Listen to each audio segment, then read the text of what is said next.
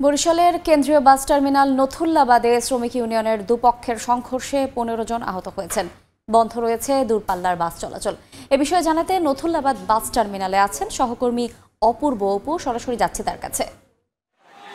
রণক্ষেত্র তৈরি হয়েছে বরিশালের নতুল্লাবাদ বাস টার্মিনাল এলাকা। কিছুক্ষণ আগে অর্থাৎ এখন থেকে ১৫-২০ মিনিট আগে, এখন ৮টা বাজে, সন্ধ্যা ৭:৩০টার দিকে এই জায়গাটিতে অন্তত অর্ধশত মাহেন্দ্রা ভাঙচুর করা হয়েছে। এখানকার মাহেন্দ্রা শ্রমিকরা এখানে বিক্ষুব্ধ অবস্থায় রয়েছে, তাদের মাহেন্দ্রগুলো ভেঙে চুরমার করা হয়েছে। ঠিক এই মুহূর্তে পুলিশ এসে সেই গাড়িগুলোকে সরিয়ে দেওয়া হচ্ছে।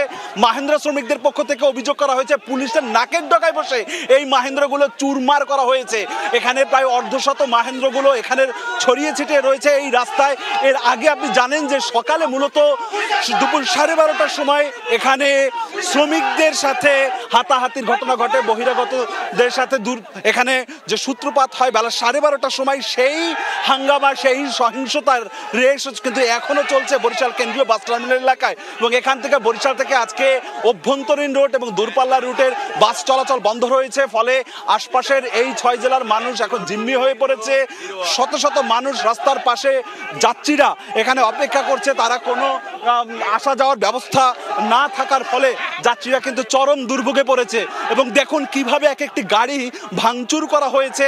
এই যে গাড়িগুলো এখানটাকে ভাঙচুর করে এই গাড়িগুলো এখানে রাখা হয়েছে। এর আগে দফায় দফায় শ্রমিকদের মধ্যে এখানে সংঘর্ষের ঘটনা ঘটছে সকাল থেকে, অর্থাৎ বেলা 12টা, 12:30 থেকে এই এখানে বরিশালের কেন্দ্রীয় বাস টার্মিনাল এলাকায় যে সহিংসতা, সে সংঘর্ষের সূত্রপাত, সেখানে এখন পর্যন্ত প্রায় 20 থেকে 25 জন আহত অবস্থায় বরিশাল শেরেবাংলা মেডিকেল কলেজ হাসপাতাল চিকিৎসাধীন রয়েছে।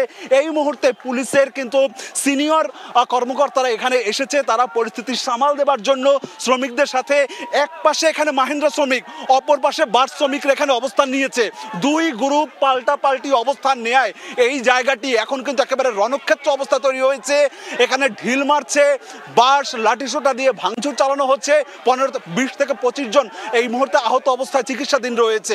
কখন বাস চলবে সেটি আসলে কেউ বলতে পারছে না। পরিস্থিতি এখন উত্তপ্ত রয়েছে বরিশাল কেন্দ্রীয় বাস টার্মিনাল এলাকা থেকে। সব শেষ, আমার কাছে এতটুকু খবর ছিল। আমরা সরাসরি যুক্ত ছিলাম বরিশালে।